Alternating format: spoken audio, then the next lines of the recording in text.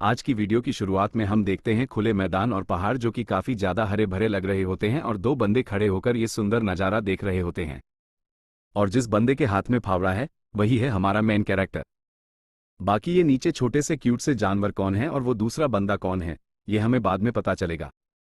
अभी हमारा main character अपने सामने के नज़ारे को देख के अपने मन में कहता है, मेरा नाम शू हो किम है। नहीं, इस दुनिया में मेरा नाम है लॉर्ड फ्रंटेरा। और ये कहानी है कैसे एक एवरेज सिविल इंजीनियर ने पूरी दुनिया को पलट के रख दिया। यानी कि हमारा लॉर्ड कुछ बड़ा करने की सोच रहा है। लॉर्ड अपने साथ वाले बंदे को कहता है, जेवियर। जेवियर कहता है, जी मिस्टर लॉर्ड, बोलिए। लॉर्ड अपने सामने की सारी जमीन देख के पागलों की तरह हंसता हुआ कहता है, जेवियर, ये सारा का सारा पैसा मेरा है। जेवियर कहता है, सर, क्या आपका दिमागी संतुलन बिगड़ चुका है? लेकिन भाई, अभी जो हमने सीन देखा ये काफी आगे का सीन था। अब हम देखते हैं कुछ साल पहले का सीन जहां पे हमें सब कुछ क्लियर होगा कि यहाँ क्या चल रहा है। हम देखते हैं हमारे मेन कैरेक्टर के सामने एक विंडो ओपन होती है जिसमें लिखा होता है, आपको चुना गया है आपकी एक इच्छा पूरी करने के लिए, बधाई हो। अब आप एक कैरेक्टर हो night of blood and iron के। आपकी नई लाइफ के लिए आपको गुड लक। और हम देखते हैं हमारा मेन कैरेक्टर शू हो किम अभी जमीन में पड़ा होता है और अपने मन में सोच रहा होता है, क्या night of blood and iron? ये तो वही बुक है जिसको मैंने पिछली रात पढ़ा था। मेरे सामने जो स्क्रीन खुली है ये मुझे बधाई दे रही है। इन्होंने तो मुझे कुछ पीने के लिए भी नहीं दिया, उसके बावजूद भी बधाई। ओ, कहीं ये उस तरह की वेब नोवेल तो नहीं है जिसमें मैं दूसरी दुनिया से आके यहाँ पे एक नया ही इंसान बन जाता हूँ? क्या मैं अभी एक दूसरी दुनिया में हूँ? लेकिन अगर ऐसी बात है तो मैं यहाँ जमीन में क्यों पड़ा हूँ? शू हो अपनी जगह से उठता है और कांपता हुआ कहता है, अब भाई, काफी ज्यादा ठंड हो रही है। और मेरे होठों को क्या हुआ? तभी शू हो के सामने एक और विंडो ओपन होती है और उसमें लिखा हुआ होता है, हेल्थ अलर्ट। आपका जबड़ा उसकी जगह से हिल चुका है क्योंकि आप काफी समय तक जमीन में सो रखे थे। हाँ हाँ हाँ। शू हो एक रपट मार के इस नोटिफिकेशन को हटाता है और कहता है, मुझे ये पता है ये नोटिफिकेशन मेरा दिमाग खराब कर रहे हैं, हट। मेरा जबड़ा। खैर, इतना तो मुझे समझ आ गया है कि इस दुनिया की ये जो भी कहानी है, यहाँ पे मैं कोई कैरेक्टर बन चुका हूँ। आखिर night of blood and iron में मैंने किसकी जगह ली होगी? एक ऐसा इंसान जो ऐसे वीराने में रहता हो और कहीं पे भी सो जाता हो। ऐसा इंसान तो वही हो सकता है। इतने में ही शू हो के पीछे से एक बंदा आता है और कहता है, मास्टर लॉर्ड, तो आप यहाँ पे हो। मैं आपको हर जगह ढूंढ रहा हूँ। अब हमें यहाँ से घर वापस चलना चाहिए। और ये जो बंदा होता है इसका नाम होता है जेवियर अरहान और ये night of blood and iron का मेन कैरेक्टर होता है। मतलब कि जिस कहानी के अंदर शू हो घुस चुका है उसका मेन कैरेक्टर। तो खैर, क्योंकि इस दुनिया में शू हो का नाम लॉर्ड है, इसलिए अब मैं लॉर्ड को लॉर्ड ही बोलूंगा। लॉर्ड जेवियर को देख के अपने मन में कहता है, ये तो बिल्कुल वैसा ही लग रहा है जैसा बुक में था। क्या इसने अभी अभी मुझे लॉर्ड बोला? बुक में जेवियर एक बहुत ही ज्यादा कमाल का तलवारबाज था, लेकिन उसके बाद उसने शहर से दूर जाकर गुमनामी की जिंदगी जी के वहां पे काम करा। यानी कि जेवियर ने फ्रंटेरा की प्रॉपर्टी में आके काम करा और बैरन फ्रंटेरा का सबसे बड़ा बेटा है बदमाश लॉर्ड फ्रंटेरा, यानी कि मैं। तो फाइनली लॉर्ड को पता चल चुका होता है कि इस कहानी में वो कौन है और उसे जो कैरेक्टर मिला है उसका एक्सप्रेशन देख के लग रहा होता है कि ये कैरेक्टर काफी ज्यादा बेकार है। लॉर्ड अभी चिल्ला के खुद से ही कहता है, क्या मैं हूं बदमाश लॉर्ड फ्रंटेरा? जेवियर कहता है, मैंने आपका नाम कह के आपको पुकारा, लेकिन मैंने आपको एक बदमाश कभी भी नहीं कहा। लेकिन चलो अच्छा है, कम से कम ये बात आपको खुद पता है कि आप एक बदमाश हो। इतने में ही लॉर्ड के सामने फिर से एक नोटिफिकेशन आ जाता है। लगता है जेवियर का मूड काफी ज्यादा अच्छा है। लॉर्ड नोटिफिकेशन को अपने मन में कहता है, मैं ये देख सकता हूं, यहां से भाग जा। इसके बाद लॉर्ड जेवियर के साथ अपने घर आ जाता है और जेवियर आग जलाते हुए कहता है, तो आपको इस बात का बिल्कुल भी अंदाजा नहीं है कि आपका ऐसा हाल कैसे हुआ? मैं आपको बताता हूं। आपने कल दिन को दारू पीना स्टार्ट कर दिया था। उसके बाद आप जिस पब में थे आपने वहां के सारे फर्नीचर तोड़ दिए और जरूर आप जब वापस आ रहे होंगे तो आप रास्ते में बेहोश हो गए होंगे। लॉर्ड ने अभी ठंड की वजह से कंबल ओढ़ रखा होता है और अपने मन में कहता है, हाँ मुझे याद है, इस लॉर्ड बदमाश की जिंदगी ऐसी ही थी। इसके बाद जेवियर कहता है, लॉर्ड को आपकी काफी ज्यादा चिंता हो रही थी इसलिए उन्होंने मुझे भेजा। भले ही आप एक छटे हुए बदमाश हो, लेकिन चाहे कुछ भी हो आप उनके बेटे हो। अगर आप रोड में जबड़ा खिसकने की वजह से मर जाते तो उनको काफी ज्यादा दुख होता। लॉर्ड जमीन में हाथ लगाता है और सोचता है, जमीन भी काफी ज्यादा ठंडी है, मुझे तो लगा था ये गर्म होगी। ये सब कुछ देख के मुझे ऐसा लगता है ये कोई फैंटेसी नोवेल नहीं है। इसके बाद जेवियर कहता है, सर अब मैं आपको यहाँ पे छोड़ देता हूँ, आप आराम से आराम करो। मैं कल लॉर्ड को जाके सब कुछ बता दूंगा कि यहाँ पर क्या कुछ हुआ। लॉर्ड कहता है, क्या सच में तुम्हें ये बताने की जरूरत है? जेवियर जाने लगता है और कहता है, हाँ बिल्कुल। लेकिन इतने में ही पीछे से लॉर्ड कहता है, हे जेवियर रुको। जेवियर कहता है, जी मास्टर लॉर्ड बोलिए। और लॉर्ड ने क्योंकि ये कहानी पढ़ी होती है इसलिए अजीब सा चेहरा बना के जेवियर को कहता है, अब वो मैं बोल रहा था कि हमारी फैमिली के ऊपर काफी सारा कर्जा है ना? जेवियर कहता है, कहने के लिए काफी ज्यादा अजीब बात है, और वहां से चला जाता है। लॉर्ड खुद से बोल रहा होता है, इस कहानी में जो कुछ भी होता है मुझे पहले से ही पता है। पिछली रात ही मैंने अपनी असली दुनिया में इस कहानी का आखिरी चैप्टर पढ़ा था और ऑफकोर्स मुझे ये भी पता है कि लॉर्ड के साथ इस कहानी में क्या होता है। सबसे पहले बैरन और उसकी वाइफ को एक बहुत ही इंसान अपना शिकार बना लेता है, यानी कि उनका बेवकूफ बना देता है। ये नुकसान इतना बड़ा होता है जिस वजह से उन्हें सुसाइड करना पड़ता है। उनकी जमीन, धन दौलत सब कुछ उनसे छिन जाता है। लॉर्ड के माँ बाप के मरने के बाद लॉर्ड एक भिखारी बन जाता है जो बस पूरे दिन दारू पीता रहता है। लॉर्ड पूरे पूरे दिन तक दारू के ठेकों में पड़ा रहता है और खून की उल्टियां कर करके मर जाता है। अगर आगे चल के मेरे साथ यही होना है तो इतने अमीर खानदान में होने का मेरा मतलब बनता ही क्या है? ये तो मेरी बिल्कुल बेकार जिंदगी की तरह है जैसी मेरी कोरिया में थी। आखिर ये लॉर्ड ढक्कन किस तरीके का इंसान है? इसके बाद लॉर्ड को याद आता है कि उसके सामने एक विंडो ओपन हुई थी जिस पर लिखा था कि आपकी एक रैंडम विश पूरी की जाएगी। लॉर्ड सोचता है, क्या मेरी विश ये थी कि मुझे किसी ऐसे इंसान की बॉडी में डाल दो जिसका ऐसा हाल होने वाला है? मैंने ये तो विश नहीं करी थी कि मुझे इतनी घटिया जिंदगी चाहिए। खैर, इसके बाद हम देखते हैं अगली सुबह का सीन। सच में जिस दुनिया में अभी लॉर्ड आ चुका होता है वो काफी ज्यादा सुंदर होती है। शुरुआत में हम देखते हैं माबेला फ्रंटेरा को, जो कि लॉर्ड की मदर हैं। वो लॉर्ड को बोल रही होती हैं, पिछली रात तुमने पब में तोड़फोड़ मचाई है ना? और लॉर्ड अपने मन में बोल रहा होता है, नहीं, मैं तो पिछली रात बुक रीडिंग कर रहा था। लेकिन लॉर्ड ये बात अपनी मदर को नहीं कहता क्योंकि उसे पता है कोई नहीं समझेगा। मदर कहती हैं, लॉर्ड, मैं तुमसे भीख मांगती हूं, पब में जाओ और वहां माफी मांगो उनसे। लॉर्ड अपने मन में कहता है, लगता है मेरे शरीर ने काफी सारी बर्बादी मचाई है, मुझे ही इसे साफ करना पड़ेगा। लॉर्ड कहता है, हाँ ठीक है, मैं वहां जाकर उनसे माफी मांग लूंगा। और लॉर्ड की आवाज सुन के जेवियर और उसकी मदर दोनों हैरान हो जाते हैं क्योंकि असली लॉर्ड तो एक नंबर का हरामखोर था, वो कभी माफी नहीं मांगता। नोटिफिकेशन आता है, ये दोनों लोग तुम्हारे जवाब से काफी ज्यादा कंफ्यूज हैं। अगले सीन में लॉर्ड जेवियर के साथ निकल पड़ता है माफी मांगने। रास्ते में गांव वाले उसे देख के अपना मुंह छुपा रहे हैं और डरे हुए हैं। यहां तक कि एक बच्चा अपनी खिड़की से देख रहा होता है तो उसकी मदर उसे खींच लेती है, उससे आंखें मत मिलाओ, इधर आओ। नोटिफिकेशन कहता है, गांव वाले तुम्हें बिल्कुल भी पसंद नहीं करते हैं। लॉर्ड सोचता है, हाँ, इतना तो मुझे भी पता चल चुका है। लॉर्ड जेवियर को कहता है, वैसे जेवियर, आखिर तुम मेरे साथ साथ क्यों आ रहे हो? जेवियर कहता है, माय लॉर्ड ने मुझे ऑर्डर दिया है कि मैं आपके साथ आऊं ताकि जो कल हुआ था वो दोबारा न हो। लॉर्ड कहता है, क्या तुम यहां पर मेरी रक्षा करने के लिए आ रहे हो? जेवियर कहता है, नहीं, मैं यहां पे गांव वालों की रक्षा करने के लिए आ रहा हूं आपसे। लॉर्ड कहता है, अच्छा, तो मैं एक गैंगस्टर की तरह हूं। लॉर्ड अपने मन में कहता है, लगता है सबसे पहले अपनी इमेज सही करनी होगी, वरना भिखारी बनने पर कोई खाना भी नहीं देगा। लेकिन अगर मैं अपनी फैमिली का कर्जा ही निपटा दूं तो? फिर तो मैं बुढ़ापे तक आराम की जिंदगी जी सकता हूं। क्या यहां कोई चीट कोड या स्किल नहीं है? तभी लॉर्ड नोटिफिकेशन में देखता है कि उसके पास स्किल्स हैं, ह्यूमंस कम और राउडी ड्रंक हार्ड। भाई, ये स्किल्स कम और बेइज्जती ज्यादा है। एक स्किल में तो लॉर्ड एक नंबर का घनचक्कर बन जाता है। लॉर्ड नोटिफिकेशन को रपटे मार के साइड करता है और चलते चलते पब से आगे निकल जाता है। जेवियर कहता है, मास्टर लॉर्ड, कहां जा रहे हो? पब तो ये रहा। आप झूठ बोल रहे थे ना माफी के बारे में? लॉर्ड कहता है, अरे नहीं नहीं, मैं कुछ और सोच रहा था। जेवियर को और शक होता है कि ये बंदा इतना तमीजदार कब से हो गया। लॉर्ड पब के अंदर जाता है और देखता है कि पब की मां बहन एक हुई पड़ी है। माफी भाई, पर हालत वाकई खराब थी। लॉर्ड बैठता है और कहता है, मुझे माफ कर दो, कल जो हुआ उसमें मेरी गलती थी। पब का मालिक जवाब देने के बजाय डर के मारे कांपने लगता है। नोटिफिकेशन कहता है, मालिक काफी सतर्क लग रहा है। पब का मालिक घबराते हुए कहता है, मास्टर लॉर्ड, मैं भीख मांगता हूं, प्लीज ऐसा मत करो। लॉर्ड सोचता है, अबे, मैं तमीज से बात कर रहा हूं तो इसे और डर लग रहा है। पक्का इसे दाल में कुछ काला लग रहा है। फिर लॉर्ड थोड़ा अकड़ के कहता है, वेल, मुझे लगता है मुझे माफी मांगनी चाहिए। नोटिफिकेशन कहता है, आपकी माफी असली नहीं लग रही। लॉर्ड सोचता है, कम ऑन, अब मैं करूं तो क्या करूं? मालिक कहता है, अरे कोई बात नहीं, माफी की जरूरत नहीं है।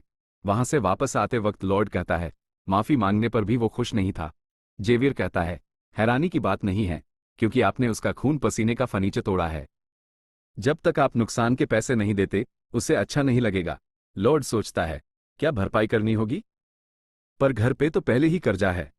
क्या यहाँ इज्जत बनाना इतना मुश्किल है? अगर भरपाई नहीं की तो मैं खून की उल्टियां करके ही मरूंगा।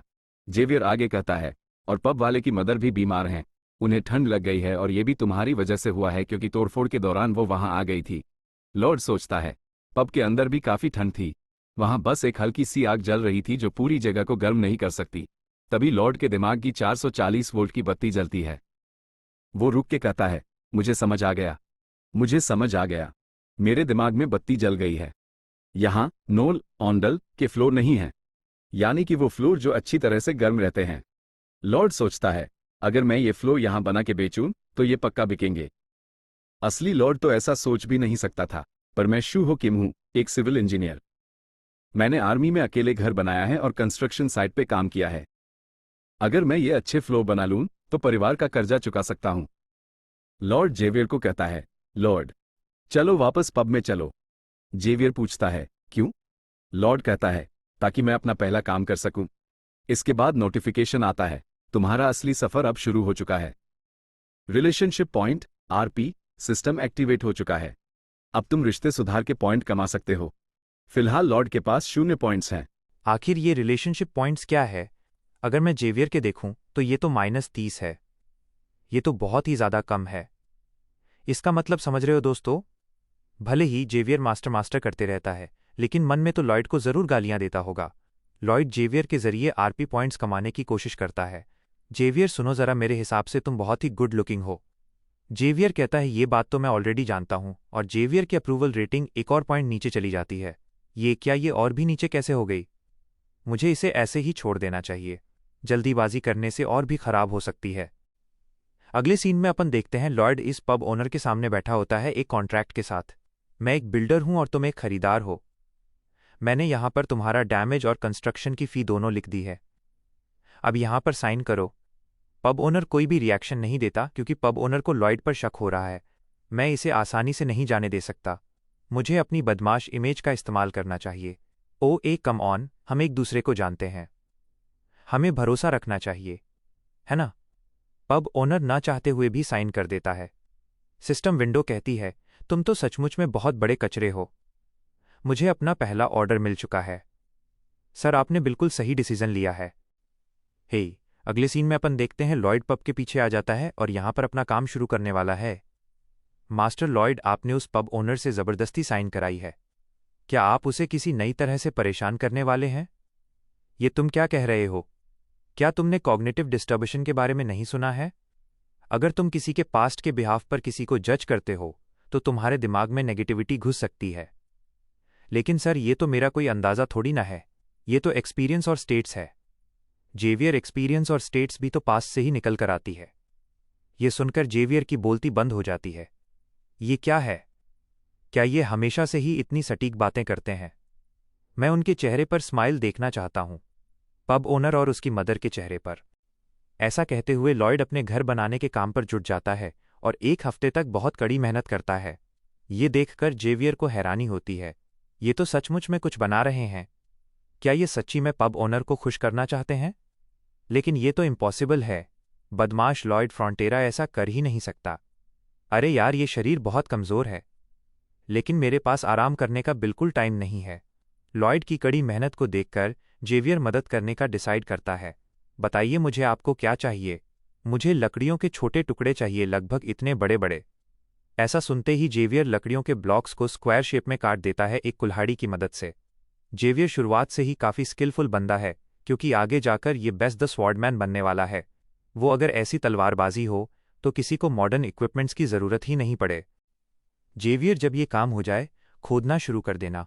जेवियर अपने मन में कहता है, क्या थैंक्स कहने की बजाय ये मुझे और काम बता रहे हैं। विंडो कहती है, जेवियर को अपने डिसीजन पर रिग्रेट हो रहा है।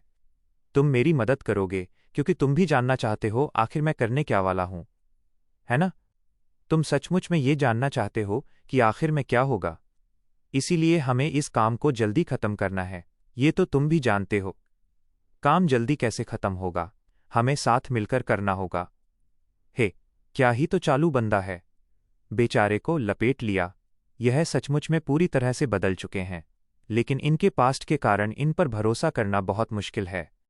काफ़ी देर मेहनत करने के बाद इनका काम कंप्लीट हो जाता है और एक ऐसा घर बनकर तैयार हो जाता है जिसमें ऑनडोल मैकेनिज्म है।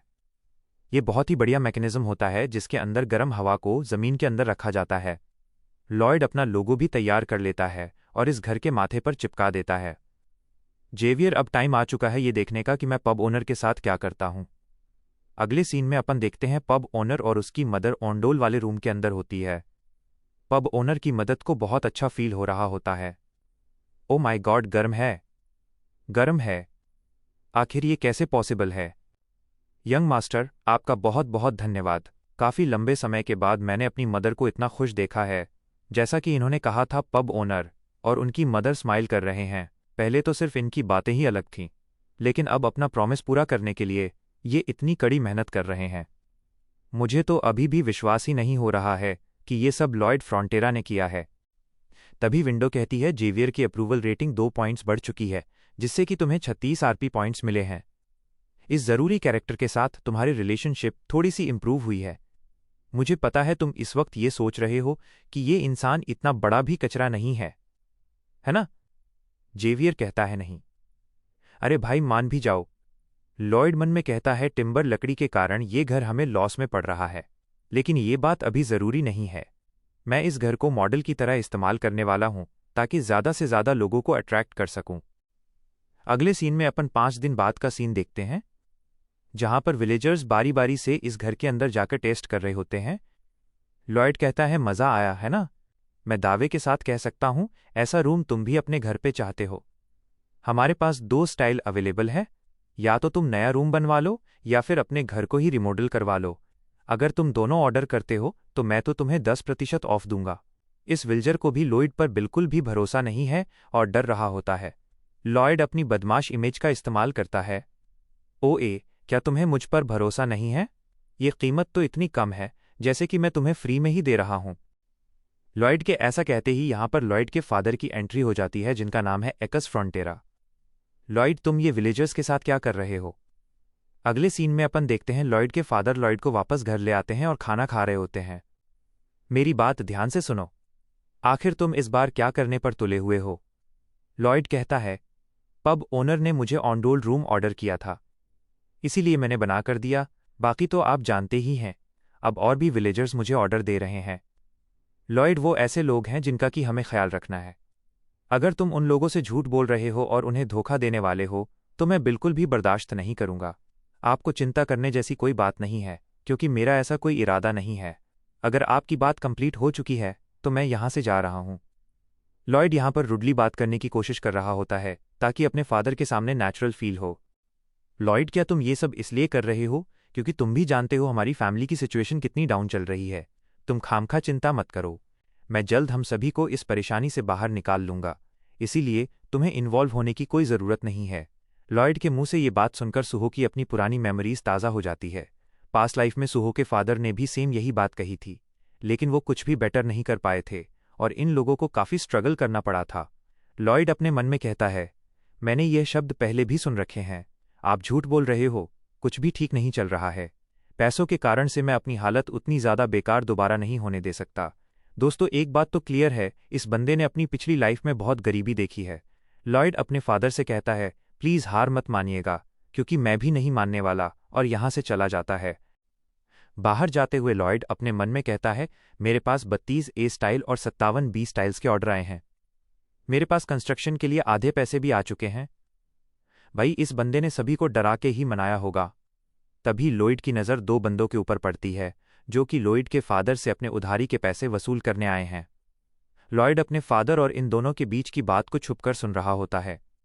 लॉयड इन दोनों उधारी वाले बंदों को पहचान जाता है, क्योंकि लॉयड ने स्टोरी जो पढ़ के रखी है।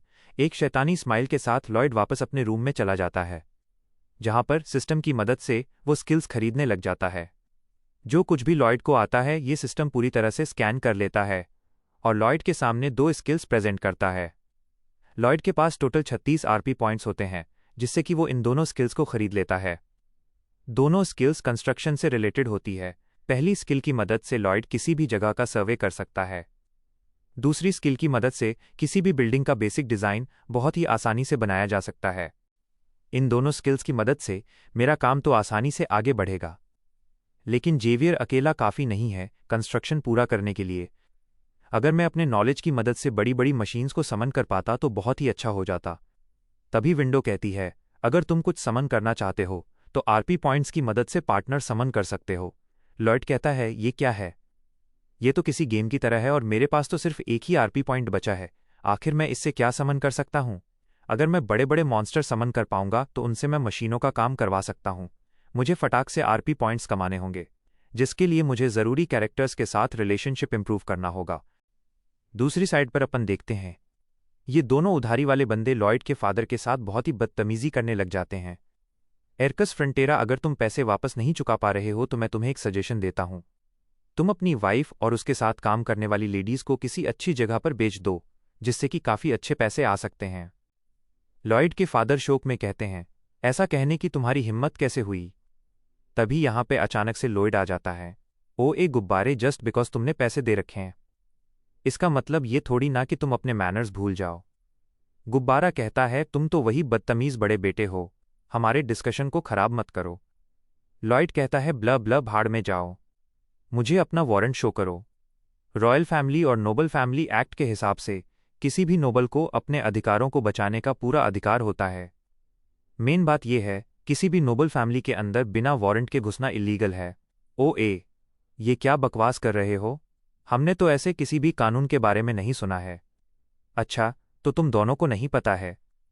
चलो साथ में पता करते हैं। जेवियर, आगे आओ, इन दोनों के हाथ काट दो। डर के मारे दोनों बंदे कहते हैं, तुम ठीक नहीं कर रहे हो, तुम्हें पछताना पड़ेगा, और यहां से भाग जाते हैं। लॉयड, जेवियर, ये तुमने क्या किया? हमारे पास तो बिल्कुल भी पैसे नहीं हैं उन दोनों को चुकाने के लिए। कोई बात नहीं, मेरा प्लान था कि मैं आपको सारे पैसे इकट्ठा दूं, लेकिन इनसे इस महीने का इंटरेस्ट तो चुक जाएगा। लेकिन ये तो ऑर्डर्स के पैसे हैं जो कि तुमने हमारे लोगों से ही लिए हैं। ये सही नहीं है। माय लॉर्ड, आप चिंता मत कीजिए, मैं इस बात का ध्यान रखूंगा कि मास्टर लॉयड अपने ऑर्डर्स को जरूर पूरा करें। लॉयड अपने मन में कहता है, इन्हें देखकर लग रहा है ये जेवियर की बात पर पूरा भरोसा करते हैं। फिर ये दोनों यहां से बाहर चले जाते हैं। मास्टर लॉयड, आपको वैसे किसी कानून के बारे में कैसे पता चला? मैं तो हमेशा से सोचता हूं आप बेवकूफ़ टाइप के हैं। लॉयड कहता है, वो तो बस मैंने ऐसे ही कहीं से भी उठा लिया। दोस्तों, सच्चाई ये है, जब स्टोरी के हिसाब से लॉयड के मदर और फादर सुसाइड कर लेते हैं, वो दोनों उधारी वाले बंदे ग्रेवयार्ड पर आते हैं ताकि डेथ बॉडीज से भी पैसे कमा सके। उस समय जेवियर ने ही इन दोनों से कहा था उस कानून के बारे में। फिर वो इन दोनों की मुंडी उड़ा देता है। फिर जेवियर को जज के सामने पेश किया जाता है, लेकिन जेवियर को कुछ भी सज़ा नहीं होती, क्योंकि जेवियर ने सब कुछ नोबल राइट्स को प्रोटेक्ट करने के लिए किया होता है। अचानक से लॉयड के सामने विंडो ओपन होती है, जिसके अंदर लिखा होता है, लॉयड के फादर की अप्रूवल रेटिंग 6 पॉइंट बढ़ चुकी है, जिससे लोड को 60 आरपी मिली होती है। अब लॉयड के पास 61 आरपी हो चुकी है। भाई, ये बंदा क्या ही स्माइल करता है, इसकी स्माइल से ही मुझे हंसी आने लग जाती है। अगले सीन में अपन देखते हैं, रात के टाइम पर लॉयड अकेले ही एक जगह पर खड़ा होता है। लॉयड किसी को समन करने के लिए समन गेम को एक्टिवेट कर देता है। एक बार खेलने की कीमत 50 पॉइंट्स है। ओ माय गॉड, ये तो एक मैजिक सर्कल है। कितना ज़्यादा लाजवाब है, लेकिन इतना छोटा क्यों है? लॉयड के देखते देखते ही इसके अंदर से एक चूहा बाहर आ जाता है। बाबा, ये क्या बवासीर है, ये तो किसी भी काम का नहीं है। ऐसा सुनकर चूहा दुखी हो जाता है। चूहा कहता है, पोडोंग। पोडोंग, क्या कहा तुमने? तुम बेकार नहीं हो, तुम मेरी मदद कर सकते हो। पोडोंग, अच्छा ऐसी बात है तो फिर मुझे दिखाओ, तुम क्या कर सकते हो? ये चूहा अपने मुंह के अंदर से यूजर मैनुअल निकालता है, जिसके अंदर लिखा होता है, पोडोंग एक प्यारा हैमस्टर है, इसे बड़े प्यार से रखना। सनफ्लावर का लाल बीज खिलाने से 12 घंटों के लिए इसका साइज बढ़ जाएगा। नीला बीज खिलाने से इसका साइज वापस छोटा हो जाएगा। 2 बीजों की कीमत 1 आरपी है। आखिर ये कितना बड़ा हो सकता है? अगर इंसान जितना बड़ा भी हो गया तो भी टनलिंग के काफ़ी काम आ सकता है। ये लो, खाओ इसे। जैसे ही पोडोंग लाल बीज को खाता है, लॉयड काफ़ी ज़्यादा हैरान हो जाता है, क्योंकि पोडोंग का साइज 30 फीट से भी ज़्यादा ऊंचा हो चुका है। पोडोंग की स्किल है खुदाई करना और ज़मीन को वापस बराबर करना। साथ ही साथ तीसरी स्किल, ये अपने मुंह में बहुत बड़ी बड़ी चीज़ कैरी कर सकता है। ये तो मेरा जैकपॉट लग गया। मुझे मेरा सबसे बड़ा इक्विपमेंट मिल चुका है। लेकिन अगर कोई भी मुझे इतने बड़े जानवर के साथ देखेगा तो उन्हें शक हो जाएगा। मुझे अपने साथ एक समनिंग की बुक रखनी चाहिए। किसी के भी पूछने पर मैं कह दूंगा कि मैं समनिंग मास्टर हूं। मैं कितना स्मार्ट हूं यार, मुझे तो विश्वास ही नहीं होता। नेक्स्ट मॉर्निंग लोई 30 सोल्जर्स के सामने खड़ा होता है, जो कि सोल्जर कम मरियल आत्माएं ज्यादा लग रहे हैं। कितनी इरिटेटिंग बात है, इन लोगों को फालतू में ही तनख्वाह मिलती है। बैरन के ऊपर इतना बड़ा कर्ज है, इन लोगों को भगा क्यों नहीं देते? लेकिन मेरे लिए तो अच्छा है, अब मुझे कारीगरों के लिए खर्चा नहीं करना पड़ेगा। सभी लोग मेरे साथ कहो, सेफ्टी फर्स्ट। Safety first. हाँ, फर्स्ट। सुनो सभी, तुम सभी सोल्जर्स हो, आर्मी के हिस्से। आर्मी का काम होता है काम करना। क्या तुम उस मिट्टी को देख रहे हो? मैंने रात भर जग के उसे खोदा है। हमारा काम है ओंडोल बनाना, इसीलिए इस मिट्टी को सभी लोग मिलकर कंस्ट्रक्शन साइट तक पहुंचाओ। सोल्जर्स को काम करने के नाम से भी डर लग रहा होता है, लेकिन लॉयड को भी इस बात का पूरा अंदाजा था। तभी यहां पे न्यूमैन नाम के एक बंदे की एंट्री होती है, जो कि सीनियर नाइट की पोस्ट पे है। मास्टर लॉयड, आपने मेरे आदमियों को यहां क्यों बुलाकर रखा है? लॉयड अपने मन में कहता है, मैं जानता था कि ये यहां पर जरूर से आएगा। इस जगह पर 3 नाइट्स मौजूद है। सबसे पहला न्यूमैन, फिर इसके अंडर में बेरन, फिर आता है हमारा जेवियर एशराहन। बुक की स्टार्टिंग में जब ई स्टेट बर्बाद हो गई थी, जेवियर और बेरन ये दोनों आखिर तक वफादार थे। लेकिन हमारे इस दोस्त न्यूमैन ने बेरन को धोखा दिया और भाग गया। न्यूमैन ने चोर लोगों को इन्फॉर्मेशन बेची थी, फिर बैरन को बहुत बड़े कर्जे में छोड़कर भाग गया। आप मेरे इन रिस्पेक्टेड सोल्जर्स को यहां पर मिट्टी में गंदा कर रहे हैं। इनका कमांडर होने के नाते मैं बर्दाश्त नहीं करूंगा। सर न्यूमैन, मेरे पास फादर की परमिशन है। मास्टर लॉयड, मैं नहीं जानता आपने लॉर्ड को कैसे बेवकूफ़ बनाया है, लेकिन मैं अपने आदमियों को पर्सनल फ़ायदे के लिए इस्तेमाल नहीं होने दूंगा। लॉयड कहता है, ठीक है, अब तुम मार खा के ही शांत होगे। ऐसा सुनकर न्यूमैन को बहुत गुस्सा आ जाता है। सिर्फ इतना ही नहीं, लॉयड सोवेल की मदद से न्यूमैन के ऊपर मिट्टी भी उड़ा देता है और उसके आदमियों के सामने बेइज्जती कर देता है। तुम गुंडे कहीं कि तुम्हारी हिम्मत कैसे हुई एक नाइट के सम्मान को ठेस पहुंचाने की? है ये क्या बकवास है? चलो रिंग्स को भूल जाते हैं और फाइट करते हैं। मेरा कहने का मतलब डुअल, तुम और मैं। न्यूमैन कहता है, गुंडे तुम्हें पछताना पड़ेगा। न्यूमैन को चैलेंज करने के बाद लॉयड वापस अपने घर आ जाता है। मास्टर लॉयड, 1 महीने बाद सर न्यूमैन के साथ आपका ड्यूल है। क्या आप कॉन्फिडेंट है कि आप जीत सकते हैं? बट ये क्या कह रहे हो तुम? क्या तुम बेवकूफ़ हो? वो इंसान मानाट स्किल इस्तेमाल कर सकता है, मेरे जैसे का कोई मुकाबला नहीं है। क्या तुम बोलने से पहले कुछ सोचते भी हो या ऐसे ही बोल देते हो? जेवियर अपने मन में कहता है, मुझे इन्हें जान से मारने का मन कर रहा है। पहले तो इन्होंने सर न्यूमैन के ऊपर मिट्टी फेंकी और डल के लिए चैलेंज कर दिया। मुझे तो लगा कि ये वापस बदमाश बन चुके हैं, लेकिन नहीं, सब कुछ कैलकुलेट करके किया गया है। पहले मुझे और सर बेयर को बिजी किया, इसके बाद सर न्यूमैन को टारगेट किया। आखिर ये सोच क्या रहे हैं? घटिया कहीं के मन तो कर रहा है इन्हें यहीं पर काट डालूं। जेवियर, मैं चाहता हूं तुम मेरा एक काम करो, मुझे तलवार चलाना सिखाओ। हे जेवियर कहता है, मैं इनकार करता हूं, क्योंकि मेरा काम सिर्फ आपकी देखरेख करना है।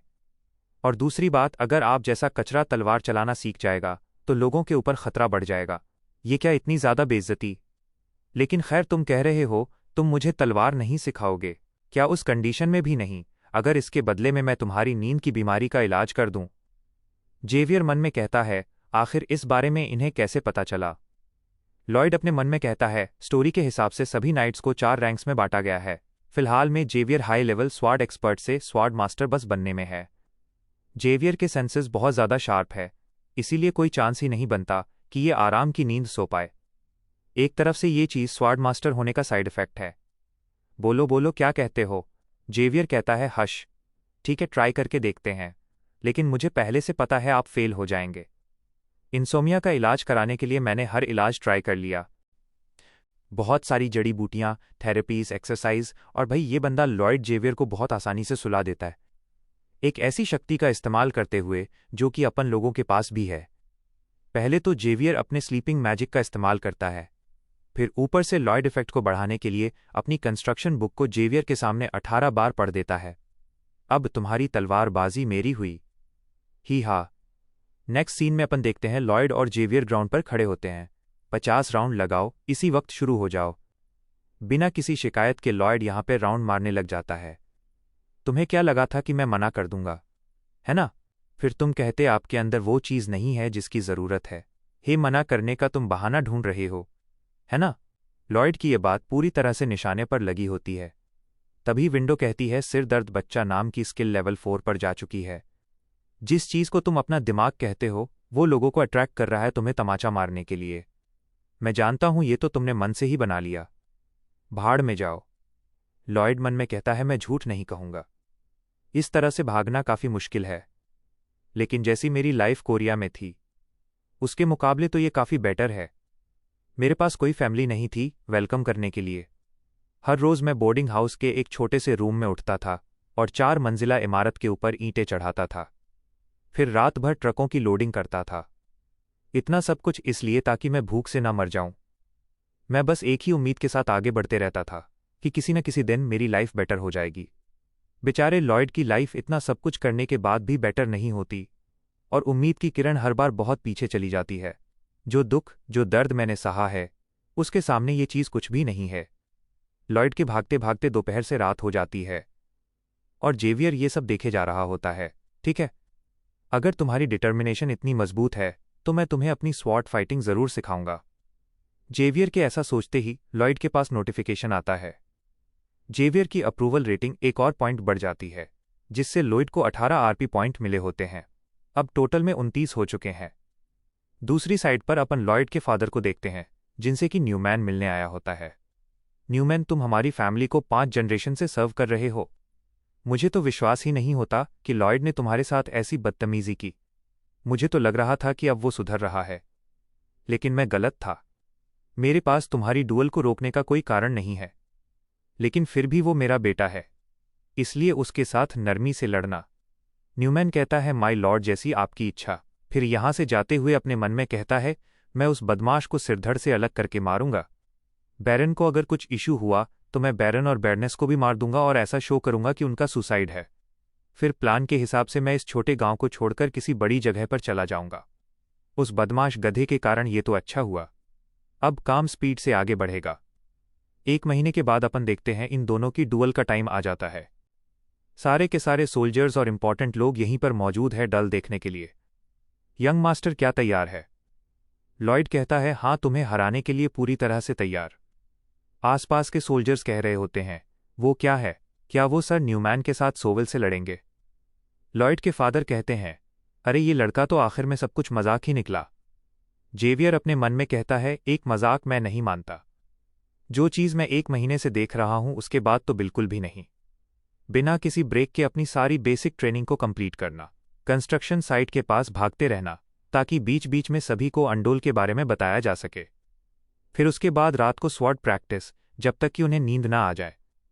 ये हरकत किसी ऐसे इंसान की बिल्कुल नहीं हो सकती जो कि मजाक करने के मूड में हो। लॉयड, फ्रंटेरा और न्यूमैन के बीच का डल शुरू किया जाए। न्यूमैन स्वॉर्ड से हमला करते हुए कहता है क्या तुम कोई खेल खेल रहे हो? लॉयड इस हमले को सोवेल से ब्लॉक कर देता है। ये क्या किस्मत, दोबारा काम नहीं आने वाली। लेकिन लॉयड न्यूमैन के हमले को दोबारा ब्लॉक कर देता है। जेवियर अपने मन में कहता है इनका मूवमेंट बहुत ज़्यादा एफिशिएंट है। ऐसा फील हो रहा है जैसे कि तलवारबाजी सैकड़ों साल इवॉल्व हो चुकी है। न्यूमैन को काफ़ी हैरानी हो रही होती है। लॉयड की जो ये स्किल्स है लॉयड की पुरानी लाइफ की मिलिट्री ट्रेनिंग का नतीजा है।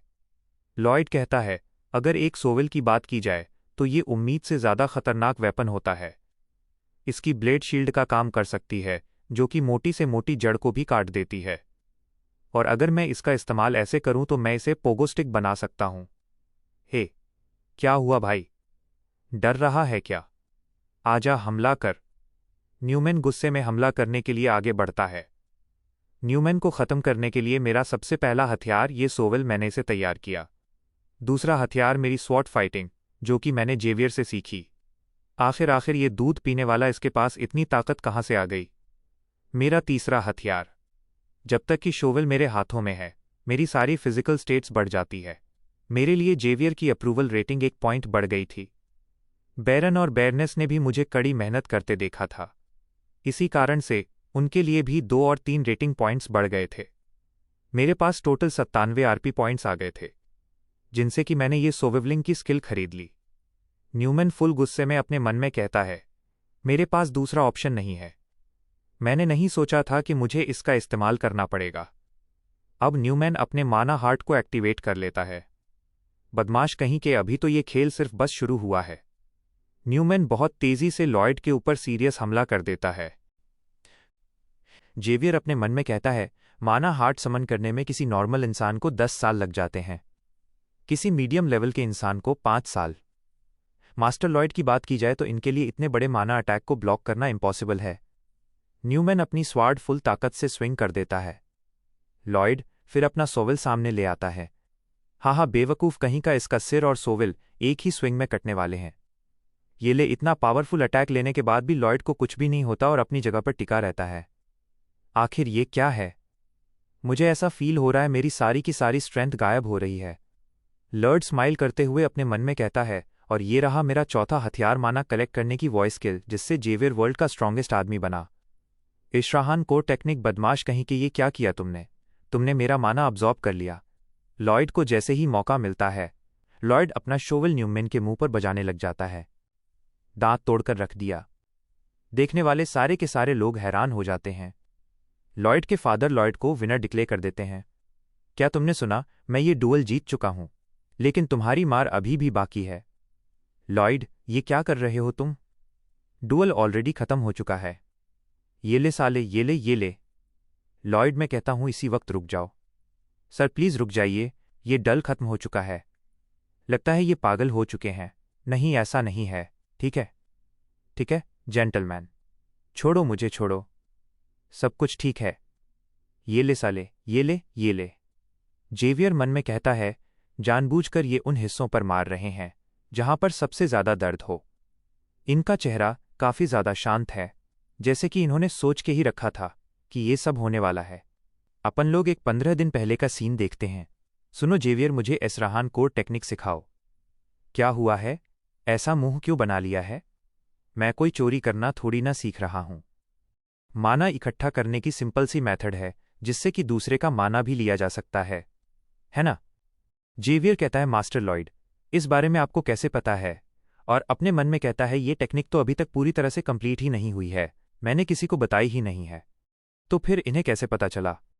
जेवियर, जब भी तुम सो जाते हो, नींद में बड़बड़ाने लग जाते हो, तभी मैंने सुनी इन्होंने अपना मुंह बेशर्मों जैसा क्यों बनाकर रखा है।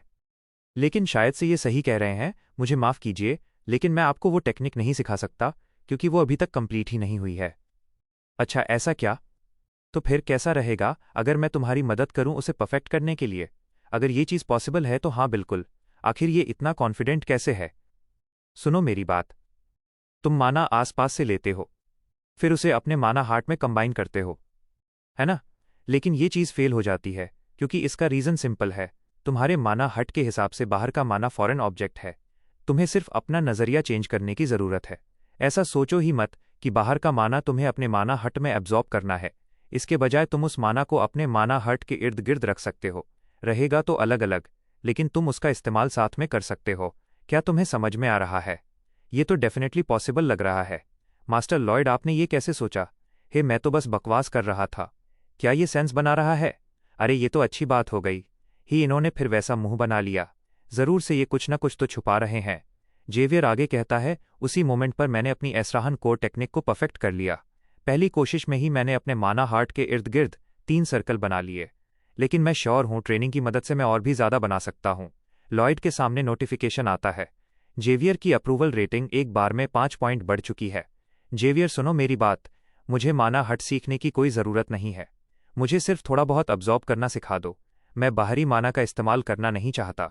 मैं सिर्फ उस माना का इस्तेमाल करना चाहता हूं जो कि बॉडी के कांटेक्ट में आने से अब्जॉर्ब हो। दोस्तों, लॉयड ने न्यूमैन के खिलाफ इसी चीज़ का इस्तेमाल किया था जैसे इन दोनों के वेपन कांटेक्ट में आए। न्यूमैन का सारा इकट्ठा किया हुआ माना लॉयड के पास चला गया। ये ले साले, तेरी तो और खा। लॉयड, क्या तुमने सुना नहीं? मैंने क्या कहा? तुम एक नाइट के सम्मान को ठेस पहुंचा रहे हो। ये बर्दाश्त से बाहर है। माय लॉर्ड, आप अपनी टेबल के नीचे देखिए। न्यूमैन के ऊपर ये बातें लागू नहीं होती। टेबल के नीचे न्यूमैन के बहुत सारे लेटर्स होते हैं जिनके अंदर ई स्टेट की धोखाधड़ी और बहुत सारी इन्फॉर्मेशन लिखी है। नहीं, आखिर ये इसे कैसे मिल गए? मैंने तो इन लेटर्स को दीवारों में चुनवा दिया था। स्टोरी में आगे जाकर जेवियर को ये मिले थे। कल रात को मैंने पड़ों की मदद ली और इन्हें बाहर निकाला। हे लॉयड अपने फादर की तरफ देखकर कहता है, जैसा कि बुक में लिखा था, ये सचमुच में अच्छे दिल के इंसान है।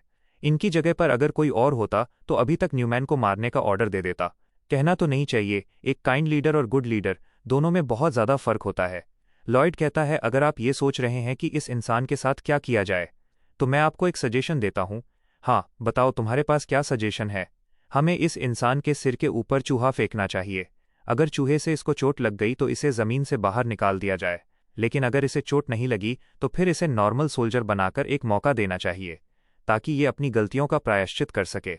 लोग आपस में बात कर रहे होते हैं, एक चूहान। लेकिन आखिर चूहा ही क्यों? सर न्यूमैन तो बच जाएंगे। बेयरन कहता है, मेरे हिसाब से ये एक अच्छा डिसीजन है। इससे बाकी लोगों को भी चेतावनी मिलेगी। ठीक है लॉयड, जैसा तुमने कहा वही किया जाएगा। सर न्यूमैन, क्या तुम्हें कोई ऑब्जेक्शन है? न्यूमैन कहता है, नहीं, आपकी इस दया का मैं शुक्रगुजार हूं। लॉयड अपने मन में कहता है, दया, अगर इस तरह के गुनहगारों को दया दिखाई जाती है, क्या ये लोग सुधर जाते हैं और पश्चाताप करते हैं? नहीं, बल्कि ये सामने वाली की नरमी का फायदा उठाते हैं। न्यूमैन एक शैतानी स्माइल के साथ कहता है, पेरन फ्रंटेरा, एक दिन तुम्हें इसका पछतावा होगा। तुमसे और तुम्हारे इस कीड़े से मैं बदला लेकर रहूंगा। लॉयड कहता है, तुम्हें स्माइल करता देख अच्छा लग रहा है, लेकिन अफसोस ये तुम्हारी आखिरी स्माइल है। तुम्हारे कहने का मतलब क्या है? लॉयड सीरियस होकर कहता है, माफ़ी मांगने का एक ही रास्ता होता है। ये बात याद रखना कि माफ़ी मांगने का कोई रास्ता नहीं होता। लोल भाई, ये बंदा पोडोंग को लाल बीज खिला देता है और न्यूमैन के ऊपर उछाल देता है। न्यूमैन दबकर मर जाता है। चलो, इस जमीन से एक सड़ा हुआ एप्पल कम हो चुका है। न्यूमैन की डेथ के साथ ही इस वाले वीडियो को भी खत्म करने का टाइम आ चुका है। तो भाई लोग, न्यूमैन का तो चैप्टर क्लोज हो गया, लेकिन लॉयड की ये जर्नी तो अभी बस शुरू हुई है। आगे आने वाले एपिसोड्स और भी ज़्यादा क्रेजी होने वाले हैं, क्योंकि लॉयड अब इस पूरी जागीर एस्टेट की कायापलट करने वाला है। अगर आपको आज का ये एक्सप्लेनेशन पसंद आया हो तो भाई के लिए एक लाइक तो बनता है, और कमेंट्स में बताओ कि लॉयड का सबसे तगड़ा हथियार आपको कौन सा लगा, उसका शवल या उसकी असरहन कोर टेक्निक। अगला एपिसोड इससे भी ज़्यादा मज़ेदार होगा, तो उसे मिस मत करना। अगर अभी तक सब्सक्राइब नहीं किया है तो जल्दी से सब्सक्राइब बटन दबाओ और बेल आइकन को ऑल पर सेट कर लो। मिलते हैं कल एक नए धमाकेदार वीडियो के साथ। तब तक के लिए पीस आउट।